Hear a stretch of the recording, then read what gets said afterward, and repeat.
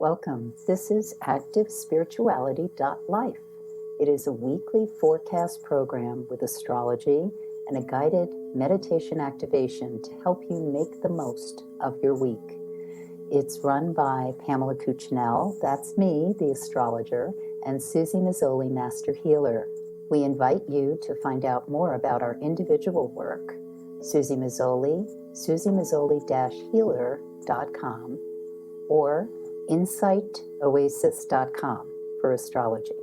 You can also find both of us at ActiveSpirituality.life, and we look forward to your joining us every week. Please share with your friends.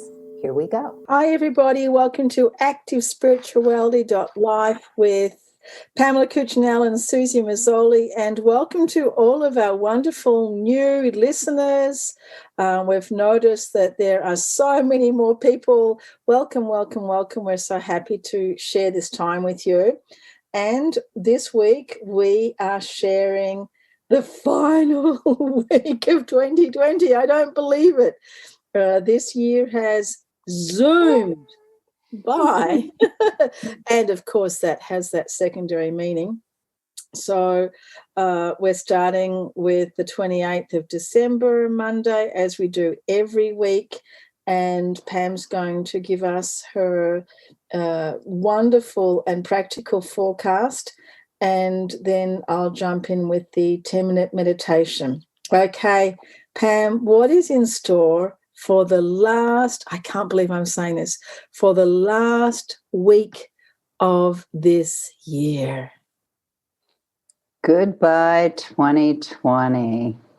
And it will be a pleasure to see you go. So let's talk about that a little. We're saying just a little brief numerology. We're saying goodbye to this very arduous 4-year.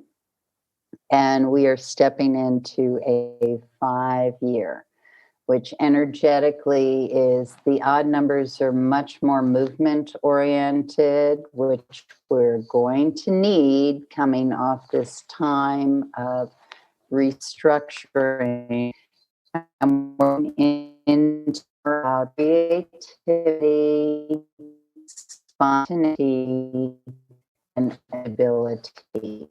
And I will talk more about that, but as in the weeks coming up, but that's the things to keep in mind at this point in time.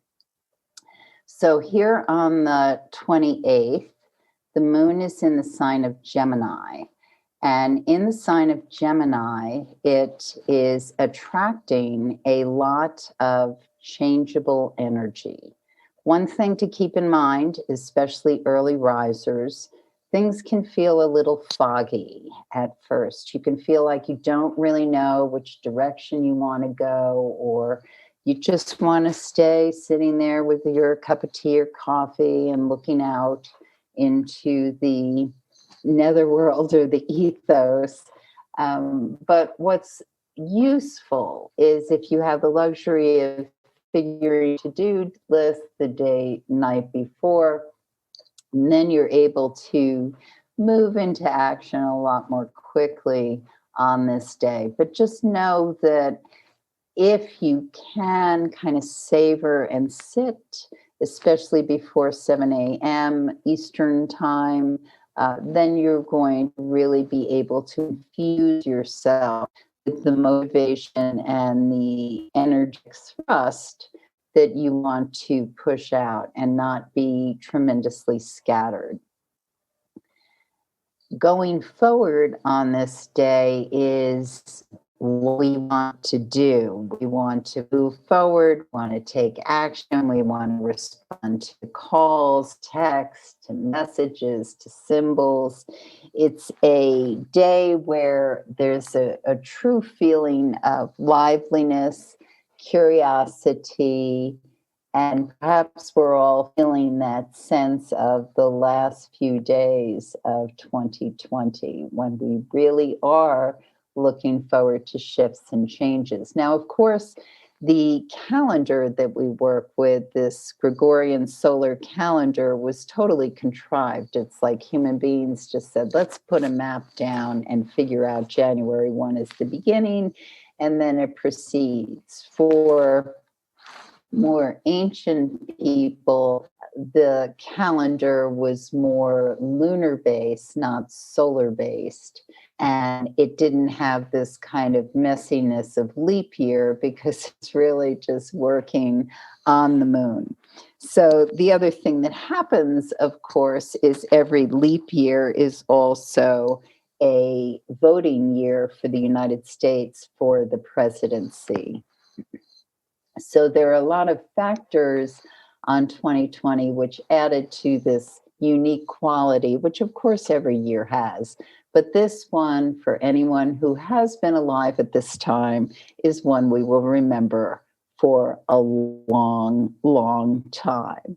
And it has an effect that will keep going, which suits for energy because it's architectural, it's restructuring, it's about doing the work.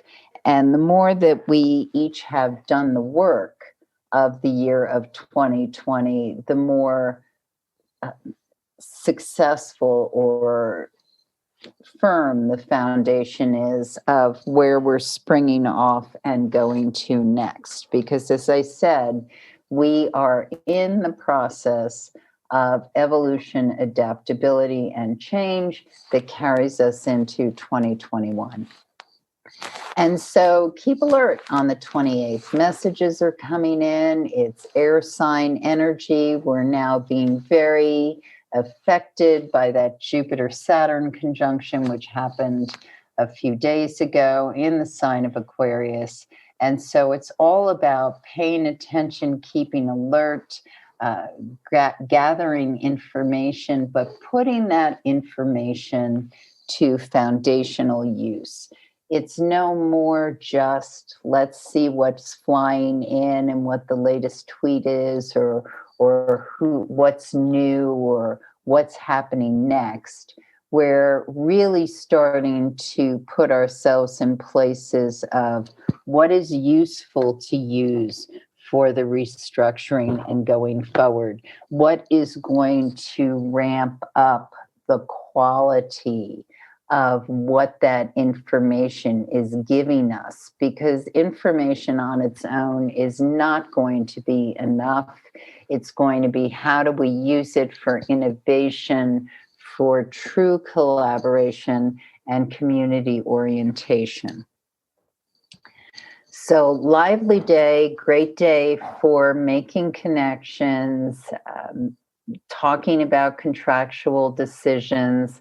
We're moving into that full moon that happens on Tuesday. So the moon goes void, of course, at 10:01 p.m. on Monday. And then it moves into the sign of Cancer as of 5:28 in the morning on the 29th. 5:28 a.m. Eastern time. Please adjust depending on where you are on the planet. So once the moon is in the sign of Cancer, it's really booking towards that full moon, which will happen at 10:28 p.m. that evening, exactly at 8 degrees Cancer, 53 minutes, for those of you who know the points in your horoscope. So the full moon in Cancer is lit by the Capricorn sun. So what's happening is that Capricornian energy of work, status, aiming for things that are structural, what we actually manifest, is lighting up the area of life that has to do with home, legacy, nest, what is important to us as security. So what we can reflect on is this working, whatever we do in the outer world, which many of us work within our homes in the outer world these days with COVID. But nonetheless, what is your position, orientation in the outer world? What are you doing? And how does it serve and feed your inner life, family life, where you take shelter, where you take harbor? Is there a nice reciprocal exchange? And those are the things that when the full moon happens, we have an opportunity to reflect on, because what we really always are aiming for is how do we integrate the energy of one part of our life into the other part of our life. It's really challenging to have things be so polarized or divided. We want to see that one is feeding into the other. When you think of the card in tarot, the Temperance card, Temperance is an angel who is spilling water from one vessel into another. And then the action that is not necessarily seen in the card, but is what happens is her hand lifts and she pours the water from the receiving vessel into the one that now will be the receiver. So it talks about reciprocal exchange. And that is what ideally we are being fed by or focused on when the moon is full. So the moon is at its most intense point, being exact at 10:28 p.m. And then it still travels in the sign of Cancer, which is actually very charged. And it's moving into more emotional configurations that talk about how we can understand whatever our motivation is more deeply, because we're hitting challenges with it. One of the things that, of course, is occurring when the moon is in cardinal sign is it will eventually come into hard configuration, geometric aspect with the planet Pluto and also Mars, because of Mars is in Aries at this point in time and Pluto is in Capricorn. So those are cardinal signs. So as the moon is traveling, she's going to engage with these other energies, which are about power and how we assert ourselves, express what we want in a way that lets people know our desire and what is most important to us, where we collect our wealth, and how we strive for a sense of what gives us a sense of feeling as though we have what we need. Survival is the piece that gets very triggered when the planet Pluto is involved, because what's happening, especially the moon in Cancer getting involved with Pluto, and we'll feel this most intensely on Tuesday, perhaps late afternoon into the later evening, where there may be a power struggle. Sometimes it's from another person, a company, something you're engaged in, and sometimes it's from actually within you. So those are the important things to keep in mind, because what's happening is people can be very emotional and they can be very focused on things that almost seem a little irrational. But if you just keep in mind that it's about survival, it's about power, and sometimes it's also about money, expressing desire, then you'll be able to really center and reorient yourself as to what's really important. And this gets very heightened, of course, to the people who are most integral to our lives, our family member, our loved ones, and sometimes that's the energy we can be most triggered by. It may also affect the work environment, especially work environments that feel very familial. But the ideal is that we're allowing everyone to assert themselves.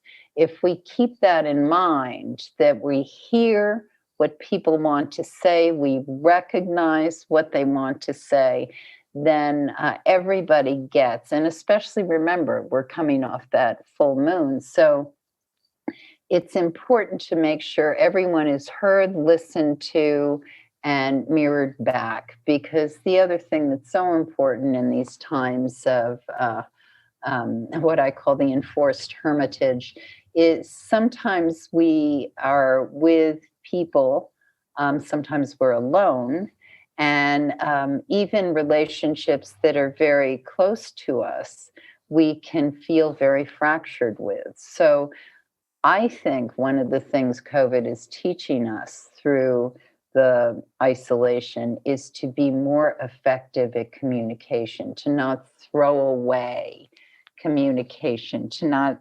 assume how people feel. And it can bring us to very gritty, intense points. And Moon in Cancer at this point in time, just because other things that are going on, it can be really difficult to grapple with some of those emotions.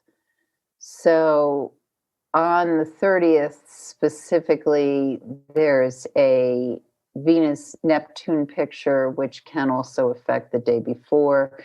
This can feel a sense sometimes of not really feeling as loved or know with whom you love.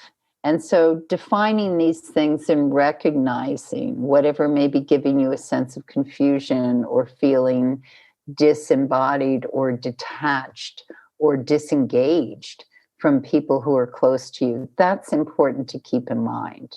There's a Moon-Mercury opposition that occurs as well, which can heighten this need for really defining and explaining and understanding how things are communicated.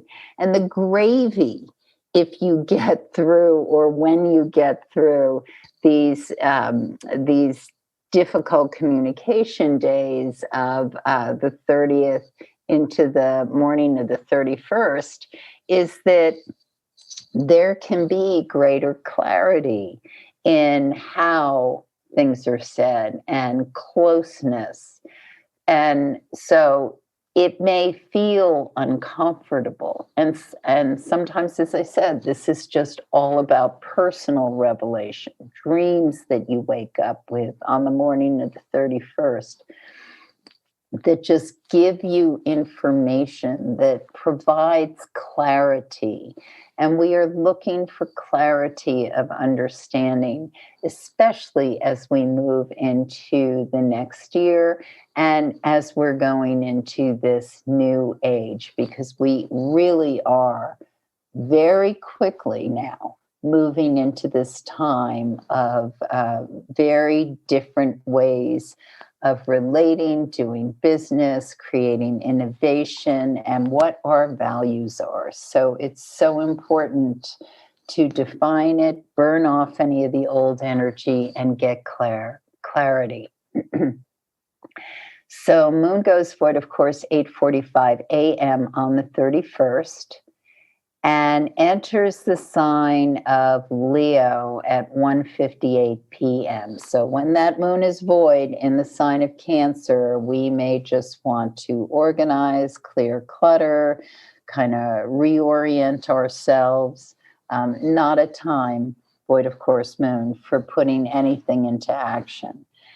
Once the moon enters Leo, this is actually, I'm thinking, a pretty auspicious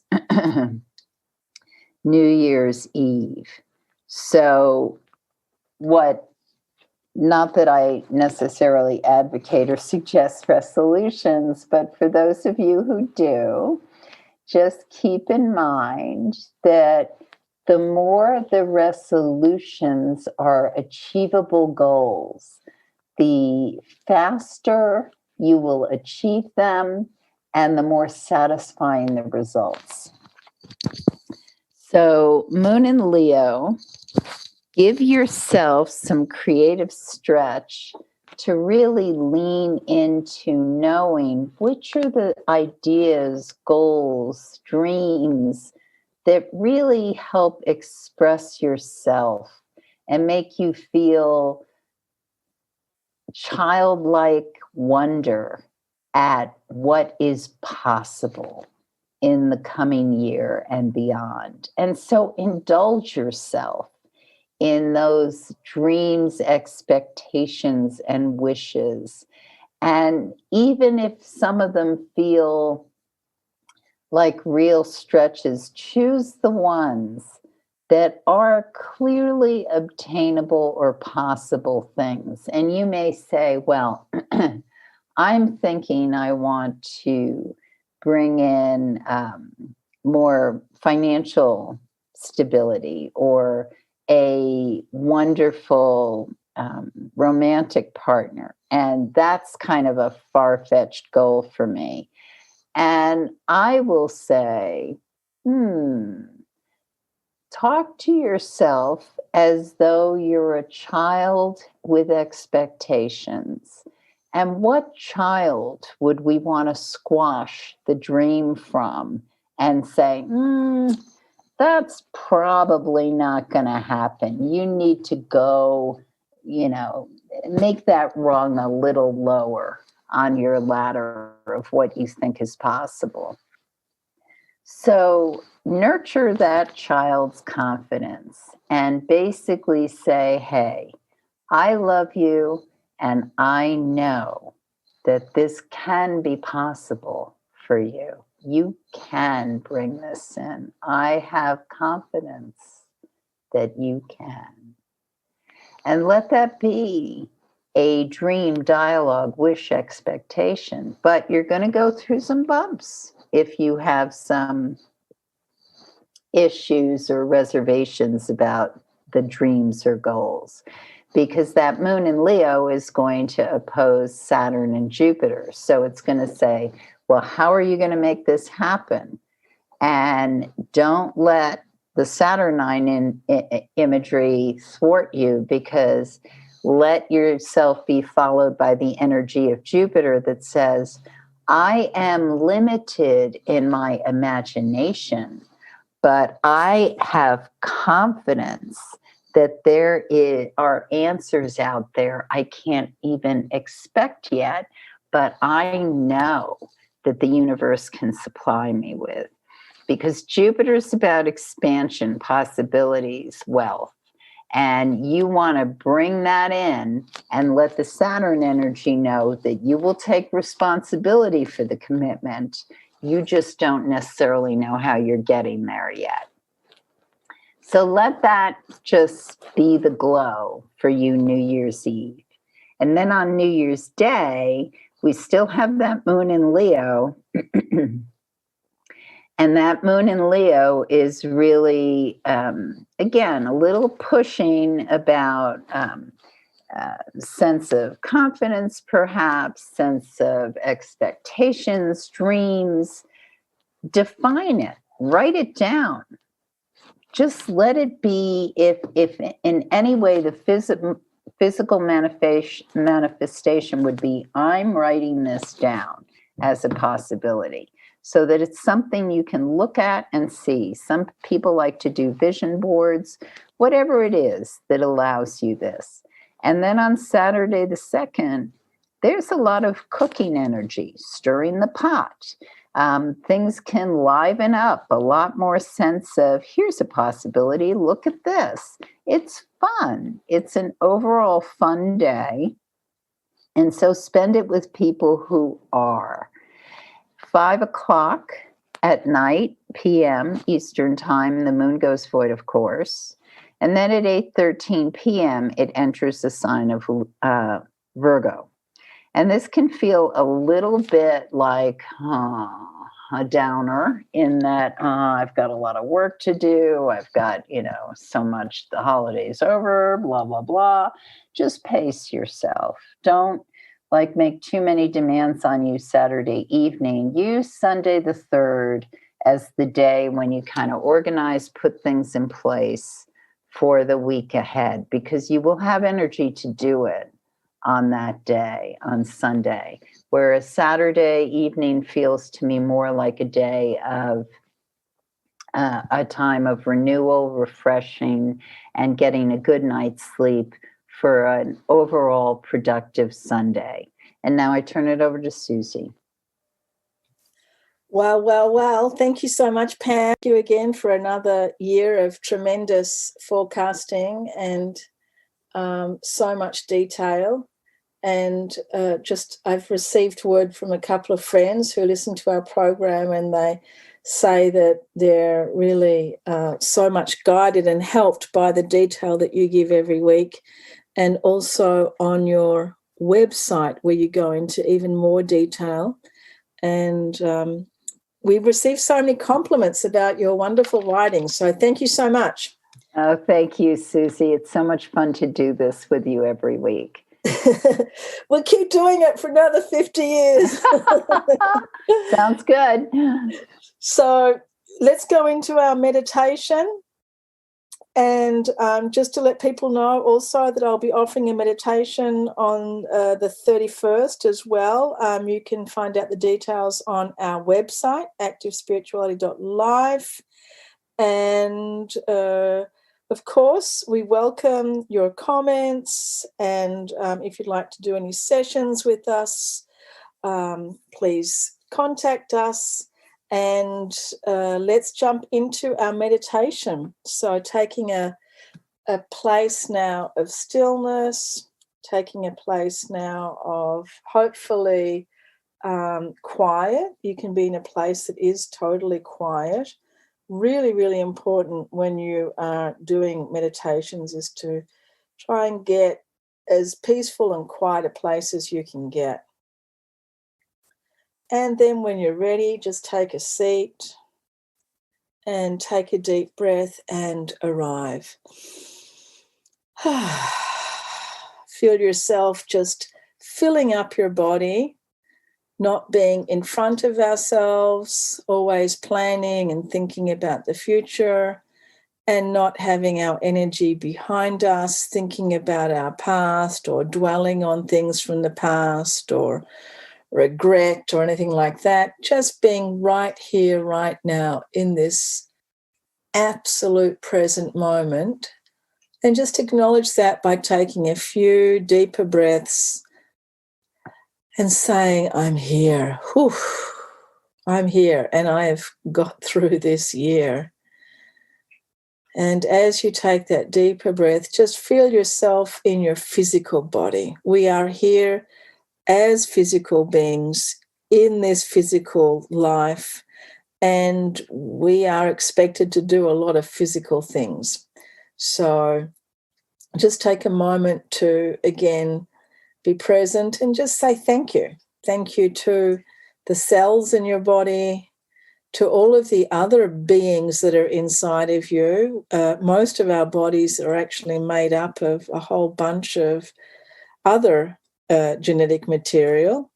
You might be surprised by that, but most of you actually is other genetic material. I'm talking about those things that actually are very beneficial to us, various bacteria and viruses and fungi. They're all there. We're all living together happily.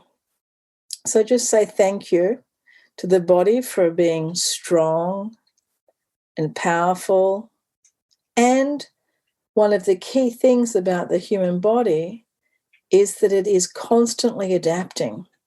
And this is something that will be very important to us for our immunity, but also very important to us now as a concept is this idea of change and adaptability as we go into the next year, the year of movement. So as you're feeling this in your body, just recognize that although we're in stillness, that our body is constantly in movement. It needs to be for us to be alive. And our body is constantly changing, constantly adapting.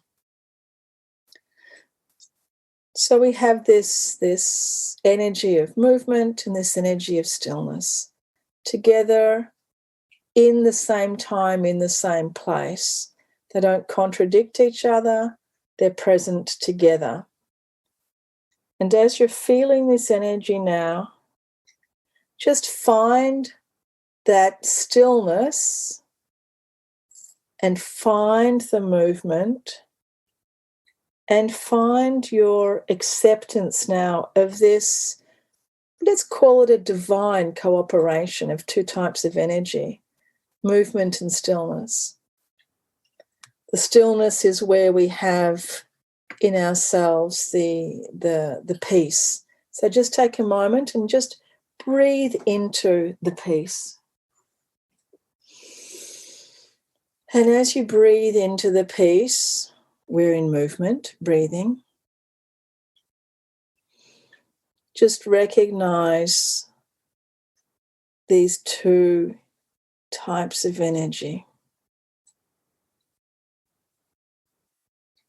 And let's now work towards our understanding of how we would like to be in the next moment. So now we are in the stillness, creating the future. So we're not putting our energy in front of ourselves. We're not necessarily moving out of the stillness and out of this place, but we're setting the intention now, setting our vision, setting our understanding, our imagination, our thought process, the beginning of manifestation of reality in our heart and in our mind. And our intention now is to clearly create space in front of us, making space for us to evolve, to proceed, removing anything in front of us that might be considered a restriction, removing anything that can be perhaps even a detour.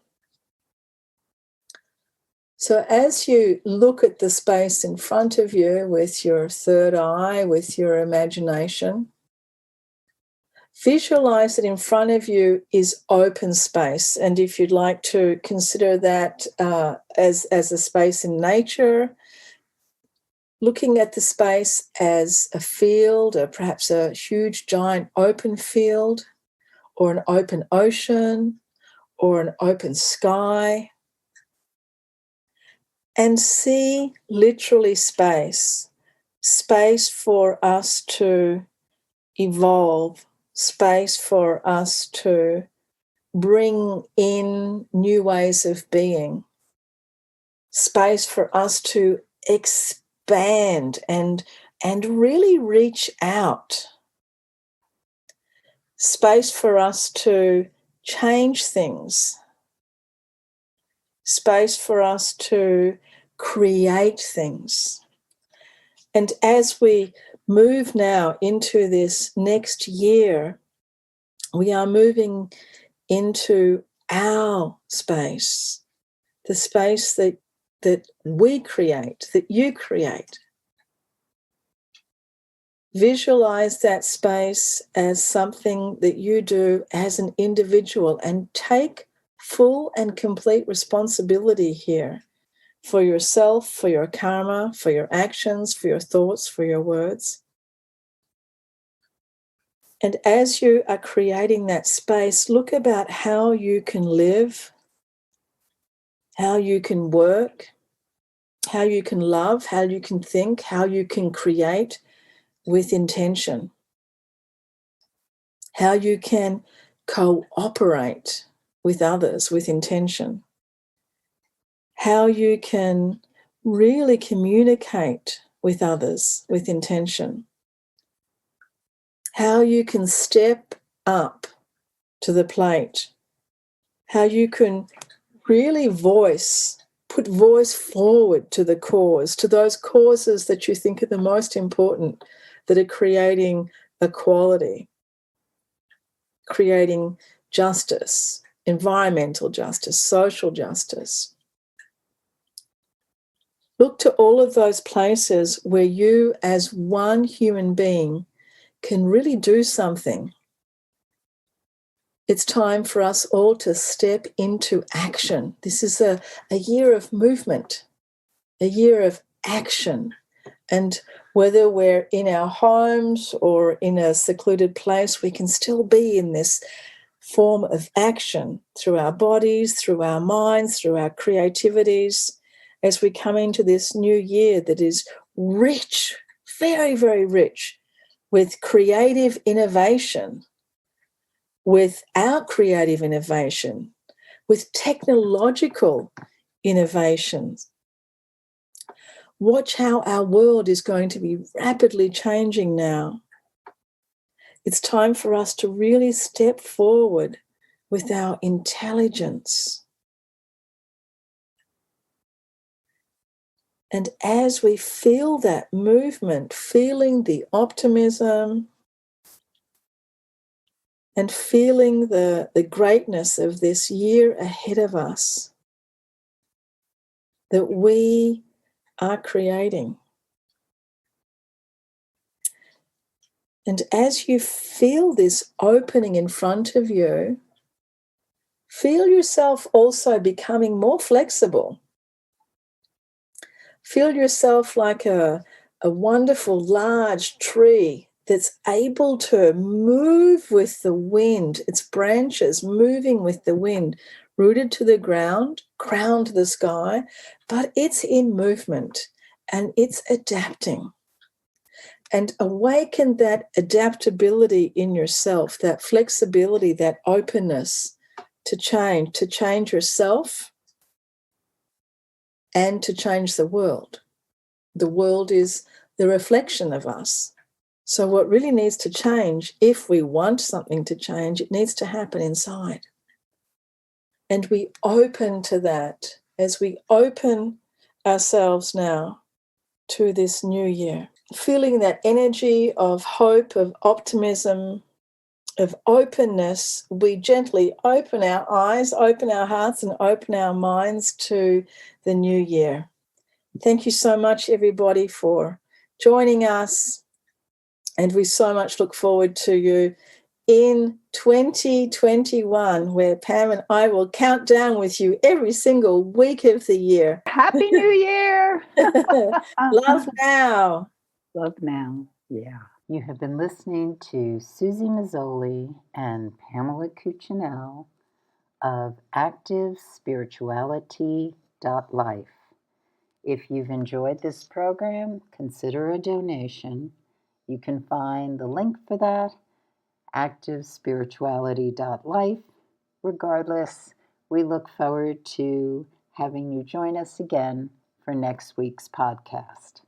Please share and have a great week.